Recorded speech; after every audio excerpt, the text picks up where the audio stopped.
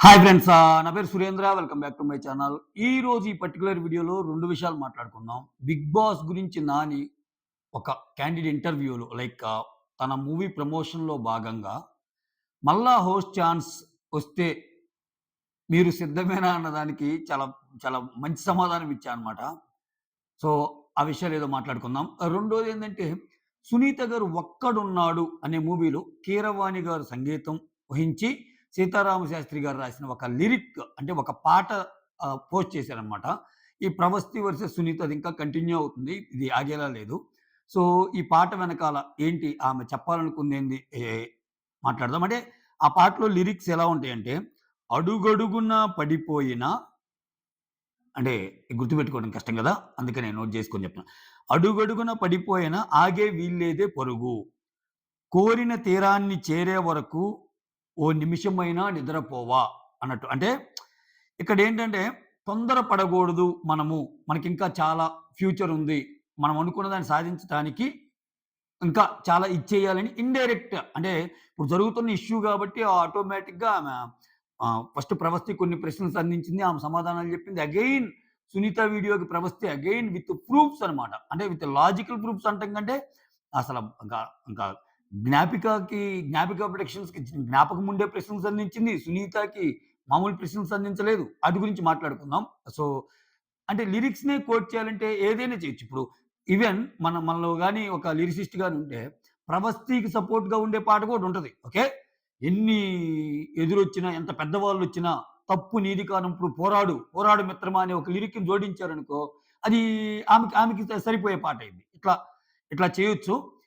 So, ఈ విషయం మాట్లాడుకుందాం. దానికంటే ముందు ఓకే. వీడియోస్ నచ్చుతుంటే లైక్ చేయండి. కొత్త వాళ్ళెవరైనా చూస్తుంటే ప్లీజ్ డూ సబ్‌స్క్రైబ్. ఇది నా కొత్త ఛానెల్. ఎందుకంటే కొంతమంది చెప్పిందాక నేను మర్చిపోతున్నా. నిన్న, మొన్న ఒక 2, 3 వీడియోస్ చేశాను. అసలు నేను సబ్‌స్క్రైబ్ చేయమని అడగరేంటి? అసలు మాకసలు కొత్త ఛానెల్ ఉంది కూడా తెలీదన్నారనమాట కొంతమంది. I'm very sorry for that. అడగాలి. ఇక నుంచి అడుగుతాను. అడిగే ప్రయత్నం చేస్తాను. వీడియోస్ నచ్చుతుంటే మాత్రం ప్లీజ్ డూ సబ్‌స్క్రైబ్. అలానే వీడియోస్ కంటెంట్ నచ్చితే లైక్ చేయండి. యెస్. ఇంకొకటేంటంటే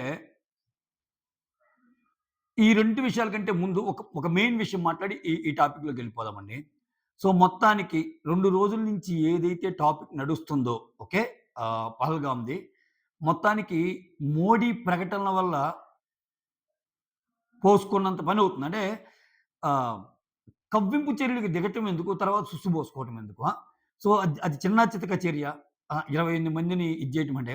అంటే చాలా సమస్యలున్నాయండి. ఇప్పుడు భూ వివాదం సమస్యలు ఇదేం కొత్త గాదు మనకి. మనకి బోర్డర్ కంట్రీలో అయినా బంగ్లాదేశ్, పాకిస్తాన్, చైనా అంతెందుకు చైనాతో గూడా మనకి లడఖ్ అని గాని ఇంకా కొన్ని కొన్ని స్టేట్స్ ఉన్నాయన్నమాట.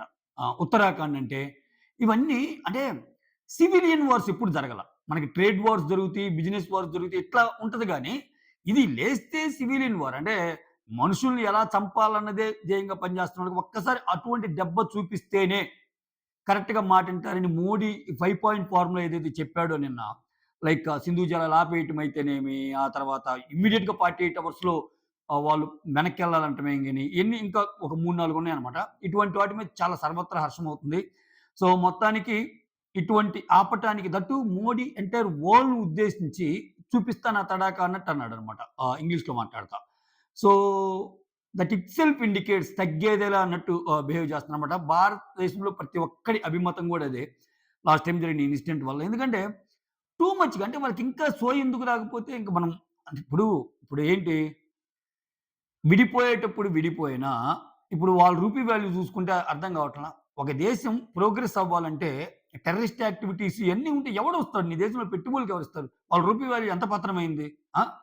సో, ఇప్పుడు అసలు పాకిస్తాన్ రూపీ వాల్యూ ఏమన్నా ఆర్థికంగా ఏమన్నా అభివృద్ధి ఉందా? ఇటువంటప్పుడు సోయితో ఆలోచించాలి గదా! సో, ఎందువల్లని? సో, ఇలా సివిలియన్ వార్స్ పెట్టుకుంటా పోతే సో, కష్టం. ఈ విషయంలో ప్రధాని మోడీ గారిని మనం అందరం అభినందించాల్సిందే. యెస్. నెక్స్ట్ కంటెంట్‌లోకొచ్చేద్దాం. 'Bigg Boss'. 'బిగ్ బాస్' నానిని 'బిగ్ బాస్' హోస్ట్ కింద మళ్ళా చేస్తారా అడిగినప్పుడు నాకొద్దురయ్యా అన్నంత పని. అంటే దానికో దండం స్వామి అన్నట్టు. తను యాజ్ ఇట్ ఈస్‌గా చెప్పిన ఇదేంటంటే సీజన్ సెకండ్ అయిపోవటంతోనే నా లైఫ్‌లో 'బిగ్ బాస్' హోస్ట్‌గా ఇదే నా లాస్ట్ సీజన్. అంటే ఈ సీజన్‌కి నా లాస్ట్ డే అనలా ఆయన. నా లైఫ్‌లోనే 'బిగ్ బాస్' హోస్ట్‌గా ఇది లాస్ట్ సీజన్ అన్నాడంటే ఇక ఫ్యూచర్‌లో నేను చేయను. అంటే ఏ రకంగా ఆయన ఇబ్బంది పడి ఉంటే ఆ మాట అంటాడు. అది ఎవరి మీద నుండొచ్చనేది మాట్లాడుకుందాం. మనందరికి తెలిసింది ఇదేం పెద్ద ఇదంతా ఓపెన్ సీక్రెటే. సో, 'బిగ్ బాస్' చరిత్రలో ఏదన్నా ఒక సీజన్ హోస్ట్‌ను డామినేట్ చేసిన కంటెస్టెంట్స్ ఎవరన్నా ఉన్నారంటే, ఆ పర్టిక్యులర్ సీజన్ వచ్చి 'నాని' గారిది. ఎందుకంటే దీనికి రీజన్ కూడా లేకపోలే. అంటే కొన్ని సీజన్ సెకండే గదా! అంటే దాదాపు చా ఒక 6, 7 సంవత్సరాల క్రితం జరిగింది కాబట్టి, సో, ఇప్పుడున్న దానికంటే కొంచెం ఫేమ్ తక్కువే అప్పట్లో 'నానికి.' నెక్స్ట్ డోర్ బాయ్ అన్నట్టు గుర్తింపుండేది. దానికి తోడు ఫస్ట్ సీజన్ 'ఎన్టీఆర్' లాంటి ఒక స్టార్ హీరో చేయటం. ఆ తర్వాత నుంచి 'నాగార్జున' గారు చేయటం. వీళ్ళిద్దరిని కొంచెం ఎదుర్కోవాలంటే కొంచెం కష్టమే. ఈవెన్ 'నాని' ఏంటంటే, 'నాని సామాన్యుడు మనలో ఓడే' అన్న ఫీల్‌తో కొంచెం ఎక్కువ మాట్లాడటం గాని ఇయన్నీ చేశారనమాట. సో, ఒక హోస్ట్‌ని మించి కంటెస్టెంట్, ఆ కంటెస్టెంట్ ఎవరో కాదు కౌశల్. అంటే కౌశల్ ఫ్యాన్స్ ధాటికి అంటే ఎక్కడైనా కంటెస్టెంట్ టు కంటెస్టెంట్ అవుతాయి గొడవలు. ఇక్కడ కంటెస్టెంట్ టు హోస్ట్ అయినాయన్నమాట. ఈవెన్ 'నానిని' కూడా స్పేర్ చేయకుండా వాళ్ళు పెట్టిన పదజాలం టూ మచ్ చేశారు. సో, అతను బాగా అన్ని విన్నర్ అవ్వని గాని ఈ ఈ ఆర్మీల పేరుతో టూ మచ్ చేశారు. సో, అదే 'నాని' చాలా బాగా చెప్పాడు. ఏమన్నా అంటే, నేనొక గేమ్ షో అని ఒప్పుకున్నాను. ఆయన మాటల్లోనే చెప్తున్నా. నేనొక గేమ్ షో అని ఒప్పుకున్నానిది. కానీ తీరా చూస్తూ వెళ్ళాక ఇన్ని ఎమోషన్స్‌తో కూడిన మనుషులుంటారా? ఇంత ఎమోషన్స్‌తో కూడిన చర్యలుంటాయా బయట? అనేది అర్థమైంది. అని కొంచెం కొంచెం ఇంట్రెస్టింగ్ లేకుండానే చెప్పాడు. హోస్టింగ్ అంటే నాకు మళ్ళా ఇంట్రెస్ట్ లేదని. అంటే అంతే గదా! ఆయనెందుకు మాటలు పడాలి? హోస్ట్‌గా ఆయనకి ఏదనిపిస్తే అది చెప్తాడు గదా! మోర్ ఓవర్ ఇంకా 'నానిలో' గొప్పతనం ఏందంటే 'నాని' హోంవర్క్ చేసొచ్చేవాడు. సో, 'నాని' చాలా హోంవర్క్ చేసొచ్చేవాడు. సో, అట్‌లీస్ట్ 'నాగ్ సార్‌తో పోల్చుకుంటే 'నాని' ఏం జరుగుతుందో అది మొత్తం 'నాని' గాని, 'ఎన్టీఆర్' గాని కొంచెం ప్రిపేర్ అయ్యి వచ్చేవాళ్ళు. దాని మూలన బయట బజ్ అయింది. సోషల్ మీడియాలో ఏం జరుగుతుంది అకార్డింగ్‌లీ ప్లస్ వాళ్ళు ఎపిసోడ్స్‌తో పాటు కొంత కంటెంట్ కూడా చూసి వచ్చేవాళ్ళు. వచ్చి మాట్లాడేవాళ్ళు గట్టిగా. అంటే కంప్లీట్‌లీ వీళ్ళ మీద ఇన్‌పుట్స్ మీదే డిపెండ్ అవ్వకుండా. సో, ఇవన్నీ చిరాకనిపిచ్చుంటాయి కదా! ఆబ్వియస్‌గా. ఇప్పుడు ఇక్కడ ఈళ్ళకేం గావాలి? షో యాజమాన్యానికి ఏం గావాలి? కౌశల్ గ్రాఫ్ అలా లేస్తుంది. ఇప్పుడున్న మూమెంట్‌లో కౌశల్ అలా తీసుకెళ్తే ఏది చెప్పినా కౌశలే. అంటే జనాల ట్రెండ్‌ని బట్టి ఈళ్ళెళ్తారు కాబట్టి. అక్కడ నాని పర్సెప్షన్ ఏంది? ఆట తీరు అన్నీ కన్సిడరేషన్ చేసుకో. కౌశల్‌ని చాలా సార్లు పొగిడిన సందర్భాలు గూడా ఉన్నాయి. కౌశల్ మీదకి ఎవరన్నా వస్తే వాళ్ళన్న సందర్భాలు గూడా ఉన్నాయి. చాలా బా చేశారు నాని గారు. అయినా ఇంకా మనోళ్ళు తెలిసిందేగా 10 సార్లు పొగిడినా ఒక్కసారి అపోజ్ చేస్తే చాలు. ఈ ఆర్మీల పేరుతో ఆయన్ని ఇది చేసేయన్నమాట. సో, ఇప్పుడేమైంది? ఓవర్ ది పీరియడ్ ఆఫ్ అదే 'నాని' గారు ఒక మంచి మాట అన్నారు. ఏమన్నారంటే, 'బిగ్ బాస్' అనేది అక్కడ చూస్తున్నంత సేపు వాళ్ళ ఇమేజ్ గాని ఇవన్నీ ఒకలాగుంటాయి. ఒక సంవత్సరం తర్వాత ఒక కంటెస్టెంట్ గురించి గాని, ఏదైనా షో గురించి గాని అదే ఒపీనియన్ ఉందా అంటే ఒపీనియన్స్ మారుతా ఉంటాయి. Over the period of the time. Exactly right. 'Nani' words exactly right. అక్కడ ఆ షో నడిచినంత సేపు వీరుడు, సూర్యుడు అన్నీ కనిపిస్తారక్కడ. ప్రతి సీజన్‌కి ఒక హీరో కనిపిస్తాడు మనకి. అది అయిపోయిన 3 నెలలకి ఏముండదు. సో, ఇప్పుడు ఆ టైంలో అలా ఉన్నాడు. బయటికి రాంగానే ఆయన హీరోలతో సమానంగా స్టార్ హీరోలతో ఈక్వల్‌గా అసల రిబ్బన్ కటింగ్‌లు, హోటల్స్ ముందు జనాలు వెయిట్ చేయడం ఇయన్నీ ఉన్నాయి. నౌ 'నాని' సిట్యుయేషన్ ఏంటి? 'నాని' ఒక స్టార్ హీరో ఇప్పుడు. అంటే స్టార్ అంటే అది 1 టైరా, 2 టైరా పక్కన పెడితే దాదాపు స్టార్ హీరో. చాలా రెమ్యూనరేషన్ తీసుకునే ఒక హీరో. చాలా చిన్న సినిమాలను ప్రొడ్యూస్ చేస్తా కొత్త వాళ్ళని పరిశ్రమకు అందిస్తా ఉన్న hero. Coming to Kaushal. Kaushal అలానే ఉన్నాడుగా. సో, అది.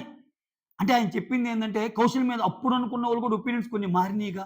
బయటికొచ్చాక over the period of the time. అది. అంటే ఇక్కడ ఎగ్జాంపుల్ 'నాని' సీజన్‌లో కౌశల్ కాబట్టి నేను కౌశల్ పేరు తీసుకోవాల్సొచ్చింది. ఇది ఏ సీజన్‌లో అయినా, ఏ కంటెస్టెంట్‌కైనా ఇది కామనే. ఓ పొలోమని ఇంకా అసల వాళ్ళనెలా అంటే ఇంకసల ఆ 3 నెలలు ఎలా ఉంటదంటే, విపరీతమైన ఇది ఉంటది. 'బిగ్ బాస్' షోనే అటువంటిది. ఆ తర్వాతకొచ్చేసరికి over the period of the time చిన్నగా ఎమోషన్స్ మారిపోతాయి. ఇప్పుడు కొన్ని సీజన్స్‌లో షో కోసం చాలా మాటలు చెప్తారు. ఓకే.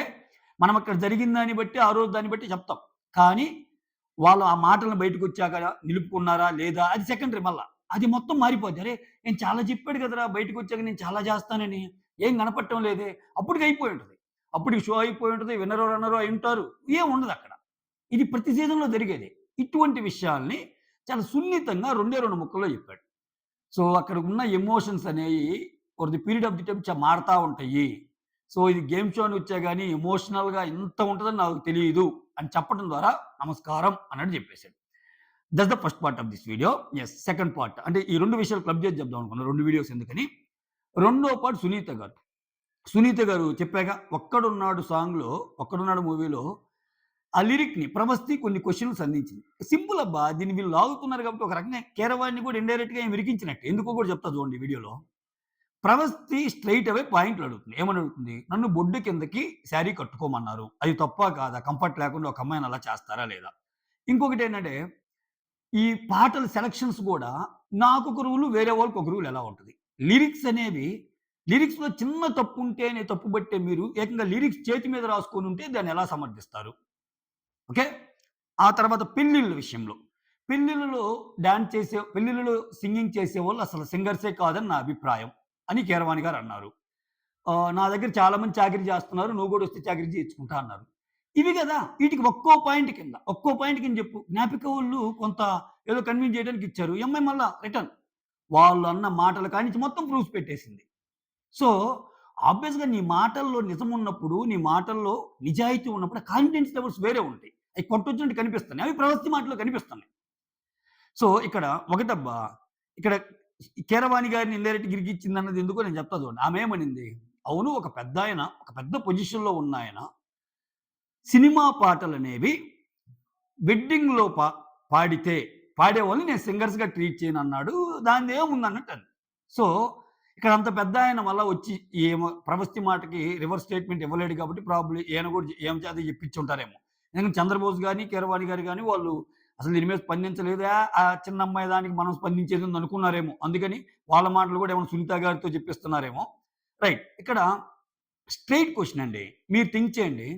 ఒక వెడ్డింగ్ ప్రోగ్రామ్‌లో పాటలు పాడే వాళ్ళని ఎలా సింగర్స్‌గా ట్రీట్ చేస్తారన్న కీరవాణి గారి మాటలకి అసలు కొంచెమన్నా మనం మనసు పెట్టి ఆలోచిస్తే, ఇప్పుడు నేను ఆల్రెడీ చెప్పిన పాత వీడియోలో గూడా మళ్ళా చెప్తున్నాను క్లారిటీ కోసం. మొన్న అంబానీ ఫ్యామిలీలో ఒక వెడ్డింగ్ జరిగిందండి. American pop singer. అతను అతను వాళ్ళు మామూలుగా చార్జ్ చేయరు. అమెరికన్ పాప్ సింగర్ లాంటోళ్ళొచ్చి పాటలు పాడెళ్లారు. అంటే ఆయన సింగర్‌గా లెక్క గాదా ఆయన దృష్టిలో? 'సల్మాన్ ఖాన్', 'షారుఖ్ ఖాన్', 'అమీర్ ఖాన్' లాంటోళ్ళు డాన్స్‌లేసారు పెళ్ళికెళ్ళి. వాళ్ళకిచ్చే రెమ్యూనరేషన్ వాళ్ళకిచ్చారు. సో, 'గాలి జనార్దన్ రెడ్డి' గారు పొలిటీషియన్ ఫేమస్ అప్పట్లో ఆయన మీద కొన్ని పొలిటికల్‌గా ఇయి గూడా ఉన్నాయి. వాళ్ళ ఇంట్లో ఒక ఈవెంట్ అయితే బాలీవుడ్ మొత్తం తరలొచ్చి డాన్స్‌లేసారు. అంటే ఏంటి? డబ్బు కోసమేగా. ఇప్పుడు నీలో ఉన్న కళ నీకు ఉపయోగపడితే డబ్బు రావటానికి అదేం చెడు గాదే. అంటే అంబానీ ఫ్యామిలీలో పాట పాడితేనే గొప్ప. అంటే ఇప్పుడు కీరవాణి గారి దృష్టిలో అంబానీ పెళ్లిలో అంబానీ గారి ఫ్యామిలీ పెళ్లిలో పాట పాడిన అమెరికన్ పాప్ సింగర్ కూడా సింగర్ కానట్టే. అంతే గదా! దీనికెలా చేస్తాడు లేదు లేదు మా మెయిన్ మోటివ్ ఇక్కడ చిన్న చిన్న ఊర్లలో పాడేవాళ్ళంటే అంటే అక్కడ అక్కడ తేడా వస్తుందేంటి? ప్లేస్ తేడా వస్తుంది. వెన్యూ తేడా వస్తుంది. ఏ ఇప్పుడు మీలో కొంతమంది డబ్బున్నోళ్ళుండొచ్చు. మనం ఒక మంచి సింగర్‌తో పాడిద్దాం అనుకోనుండొచ్చు. ఇప్పుడు అది టూ వే బెనిఫిట్స్ గదా! పెళ్ళికొచ్చినోళ్ళందరిని ఎంటర్‌టైన్ చేయడంతో పాటు ఈ అమ్మాయికి గూడా ఒక మంచి లంప్ అమౌంట్ ఇచ్చినట్టే గదా! ఆల్రెడీ సింగర్స్ బయట ఏం చెప్తున్నారు మనం వింటున్నాం. మీరనుకున్నంత ఏముండదు. ఒక పాటంతా పాడించుకుంటారు. 4, 5 వేలు ఇస్తారని చాలా మంది బయటకొచ్చి చెప్పారు. దానికి హ్యూజ్ కాంపిటీషన్. అటువంటప్పుడు వాళ్ళ సాధననేది ఇప్పుడు ఎంతో కష్టపడి ఇప్పుడు డబ్బులు అవసరం లేనోళ్ళు ఎలాగూ చేయరండి. డబ్బులు అవసరం ఉన్నోళ్ళు అసలు డబ్బులు అవసరం ఉన్నోళ్ళైనా సరే చేస్తే తప్పేంది అంటా నేను. ఇప్పుడు వాళ్ళకొక స్పెసిఫిక్ కళ ఉందండి. ఆ కళని ఎగ్జిబిట్ జేస్తున్నారు పెళ్లిలో. ఏంటి తప్పు దాంట్లో? అంటే అది చేసినంత మాత్రం సింగర్ గాకుండా పోతారా? ఇటువంటియే. ఇప్పుడు ఇటువంటి అనటం వల్ల ఇంకొన్ని ఎగ్జాంపుల్స్ ఎవరైనా ముందు పెట్టారుగా మాట్లాడగలరా? ఇప్పుడేంటి కీరవాణి గారు అన్నారు. బట్ అది ఆలోచిస్తే అది తప్పే. అది అంటే నువ్వు ఈ అమ్మాయికి అంటే అట్‌లీస్ట్ నువ్వు నిజం మాట్లాడినట్టు. సో, అక్కడ సమర్థించే విధంగా ఉంటది గదా! అమ్మాయి straight away point to point అసలు క్లియర్ కట్‌గా చెప్తుంది. మీరేదన్నా అమ్మాయి మీద ఆరోపణ చేసినప్పుడు దీనికి ఆన్సర్ ఇదని చెప్తుంది. ఆ అమ్మాయి ఏదైనా ఆరోపణ చేసినప్పుడు ఇండైరెక్ట్‌గా ఇదిగో ఇటువంటి లిరిక్స్‌తో కూడిన ఇన్‌స్టాగ్రామ్‌లో పోస్టులు పెడితే ఆ! 'ఆడువారి మాటలకు అర్థాలే వేరులే' సినిమాలో లాగా అదొక లిరిక్ ఉంది చూడు. అలానే 'సునీత మాటలకు అర్థాలే వేరులే' అన్నట్టు అనుకోవాల్సొస్తది. స్ట్రెయిట్‌గా చెప్పొచ్చు గదా! అసలు ఒక డయాస్ మీదకి రమ్మన్నా వచ్చేటట్టుంది ఆ అమ్మాయి 'ప్రభస్తి'. వీళ్ళు రావచ్చుగా, వీళ్ళు రారు. ఎందుకంటే ఇంకా ఆ భయం ఈళ్ళకుండాలి. ఆ భయం 'ప్రభస్తి'కుండాలి ఎక్కువ వాళ్ళకంటే. ఎందుకని చెప్తా వినండి. ఎందుకంటే ఆ ప్రోగ్రామ్‌ని డిజైన్ చేసే టీము వాళ్ళ పక్కే ఉంది. 'జ్ఞాపిక ప్రొడక్షన్స్.' ఈ మెయిన్ జడ్జెస్ అన్న మాటలని వాళ్ళు ట్రిమ్ చేయొచ్చు, ఎడిట్ చేయొచ్చు. అప్పుడు ఆల్రెడీ జరిగింది. ఉన్న రిమైనింగ్ కంటెస్టెంట్స్ ఎవరైతే ఉన్నారో వాళ్ళందరితో మాకు చాలా బాగుంది, మాకు చాలా బాగుంది ఇవన్నీ నమ్మొద్దని కూడా చెప్పించారు. కొంతమంది అటున్నారు, కొంతమంది ఇటున్నారు. కానీ ఆ అమ్మాయి లేవనెత్తింది ఏంటి? ఆ అమ్మాయి లేవనెత్తిన పాయింట్స్ మీద మాట్లాడితే క్లారిటీ వస్తాయి. మీరన్నారా లేదా? కీరవాణి గారు అన్నారా లేదా అనే దానికి సునీత గారే చెప్పారు. ఆయన ఆ పొజిషన్‌లో ఉండి ఆ మాట అన్నా గాని వెడ్డింగ్‌లో దాన్ని గూడా అన్నట్టంది. అంటే ఆ మాట అన్నట్టేగా. విచిత్రం ఏందంటే ఈ అమ్మాయి వెడ్డింగ్‌లో పాటలు పాడిద్దని తెలుసంట. ఆల్రెడీ సునీత గారు ఈ అమ్మాయి గురించి ఎక్కువ అటు ఇటు మోస్తుంటారనేది ఈ అమ్మాయికున్న ఫీలింగ్. అలాంటప్పుడు ఖచ్చితంగా ఆ మాట అన్నప్పుడు ఈ అమ్మాయిని అన్నట్టే గదా! ఇప్పుడున్నోళ్ళు. దానికి తోడు నా దగ్గర చాలా చాకిరీ జేస్తారు. మీరు గూడా వచ్చి చాకిరీ జేస్తారా అంటే ఏంటి? What does it mean? తీసే సినిమాల్లో చాలా నీతులు చెప్తాం. అబ్బా! అసలు ఒక రాజ కుటుంబం పక్కన ఒక మన ఇది అసలు వాళ్ళకి అన్యాయం జరిగితే మనం స తి మనం మనం స్పందించే తీరులు ఎప్పుడు ఇట్లా మాట్లాడుకుంటా ఉంటాం. కానీ ఇక్కడ మనం అదే రాచరిక బుద్ధులు చూపిస్తున్నాం గదా! చాకిరీ చేయించుకుంటాను. ఆ డైలాగ్స్ ఏంటి? సో, చాలా చాలా జెన్యూన్‌గా చాలా వాలిడ్‌గా మాట్లాడినట్టే గదా అమ్మాయి. దాంట్లో నాకైతే ఏం తప్పు కనిపించలా. సో, ఈ 2 పాయింట్స్ కవర్ చేద్దాం అనుకున్నా. మీకేమనిపించిందో కామెంట్ చేయండి. నాకైతే మీనింగ్‌లెస్ అనిపించిందండి వీళ్ళు. ఇంకా దీన్ని ఎంత త్వరగా దాన్ని లాక్కుండా ఉంటే అంత వీళ్ళకే మంచిది. ఈ సునీత, ఈ రిమైనింగ్ జడ్జెస్‌కి. ఎందుకంటే ఆటోమేటిక్‌గా ఇప్పుడు అసలే 'పాడుతా తీయగా' అనే దానికి బాలు గారున్నప్పటి ఫ్లేవర్ ఇప్పుడు లేదు. రీజన్స్ చాలా ఉన్నాయి. సో, బాలు గారి స్టైల్ వేరు. బాలు గారున్నప్పుడు వచ్చే జడ్జెస్ వేరు. బాలు గారు ఎవ్రి వీక్ డేస్‌కొచ్చే ఇది వేరు. బాలు గారు నేర్పే పాఠాలు వేరు. బాలు గారు ఇచ్చే ఇన్‌పుట్స్ వేరు. బాలు గారు ఇచ్చే అడ్వైజెస్ వేరు. ఎవ్రీథింగ్ అసల ఆ ఫార్మాటే డిఫరెంట్ ఉండేది. ఇక్కడేందంటే తెలుసుగా ఇప్పుడు దానికేంది మళ్ళా వాళ్ళు ఇవన్నీ తెలిసి మీరు సైన్ చేశారు కదా! అంట. అదేంటి అసల? అంటే ఇప్పుడు సైన్ అంటే ఒక ప్రైవేట్ జాబ్ ఆఫర్ చేసినప్పుడు ఒక 20, 30 పేజ్ మీద ఉన్నప్పుడు రేపే నీకు ఆఫర్ లెటర్ వచ్చి కంపెనీలో జాయిన్ అవ్వాలనుకున్నప్పుడు టప్ప టప్ప టప్ప సైన్‌లు చేస్తాం. 20 పేపర్స్ ఎవడన్నా చూసి ఎళ్తాడా? అంటే నేను అంటుంది హ్యుమానిటేరియన్ గ్రౌండ్స్‌లో ఆలోచిస్తే. సో, 9 పేజీలో మిడిల్ పారాగ్రాఫ్‌లో చిన్నగా వీటన్నిటికి నువ్వు ఒప్పుకున్నట్టు ఉంది గదా! అంటే సో, ఎంత ఉన్నా అగైన్ ఒకరికి అన్యాయం జరిగితే బయట లేబర్ కోర్ట్స్ ఉన్నాయిగా. ఎందుకని మళ్ళా కేసెస్ ఫైల్ అవుతాయి. సో, హ్యుమానిటేరియన్ గ్రౌండ్స్‌లో మీరు ఆలోచించారా లేదా అన్నది పాయింటేగా. కదా! సో, ఒకవేళ లీగల్లీ మీరనుకున్నది కరెక్ట్ అన్నా, సో, నువ్వంతా సైన్ చేస్తేనే వచ్చేదన్నా, ఆ అమ్మాయి ఏమంటుంది? మాకంత టైమ్ యాడ్ ఇచ్చారు, రేపే రావాలి అది ఇది అని చెప్పి టక సైన్‌లు పెట్టించుకున్నారు అంటుంది. అయినా ఓకే. ఒకవేళ ఒకవేళ ఇదే చట్టపరంగా ఎళ్తే మొత్తం చూసి నువ్వే పెట్టావమ్మ కదమ్మా! ఈ సైన్ పెట్టావు కదమ్మా! కాబట్టే వాళ్ళు ఇలా చేశారు అన్నదే నిజమనుకుంటే అప్పుడేమనేవాళ్ళు? యెస్. మేము ఇష్టం వచ్చినయి చేశాము. మేము ఇయన్నీ చేశాము. అయినా మేమేం చేసినా నువ్వు ఒప్పుకుంటావని నువ్వు కండిషన్ పెట్టి సైన్ చేశావంటే అప్పుడు మళ్ళా ఆహ్, అంత అంత డేర్‌గా అనలేరు మళ్ళా ఈ మాట. ఎందుకని అది మళ్ళా తప్పు సంకేతాలనిస్తాయి. ఎందుకంటే పబ్లిక్ డొమైన్‌లో ఉన్న షో గదా! అలా ఎలా బుద్ధి లేకుండా చేస్తావు నువ్వు? వాళ్ళేదో చిన్న పిల్లలైతే సంతకాలు ఎట్ట పెట్టించుకుంటారని కూడా అంటారు కొంతమంది బయటకొచ్చి. సో, అందుకే చూడు ఈ అమ్మాయి అడిగిన ప్రతి మాటకి రిప్లై ఇస్తా, ఇంకేం గుక్క తిరుక్కోనప్పుడు, ఇంకా ఇంకేం చేయాలో లేనప్పుడు నువ్వు అన్నిటి మీద సైన్ చేసే వచ్చావు గదా! అంట. బిగ్ బాస్‌లో గూడా కంటెస్టెంట్స్ చాలా మంది ఎళ్తారు. ఎళ్ళేటప్పుడు వాళ్ళకి 20, 30 పేజీలు డాక్యుమెంట్స్ మీద పెడతారు. ఎవడు ఒక్కడన్నా చదివి ఎళ్తాడా? ఆ 30 పేజీల సారాంశం. అసలు ఆ 30 పేజీలు చదివి కూలంకుషంగా దాంట్లో ఉన్న కంటెంట్ అర్థం చేసుకో అంటే పక్కన ఒక లాయర్‌నో లేకపోతే ఇంకొకరినో పెట్టుకొని పోవాలి. పారాగ్రాఫ్ చదివి ఈళ్ళకి ఎక్స్‌ప్లెయిన్ చేసేలోపు ఈలోపు 1 వీక్ అయిపోద్దక్కడ.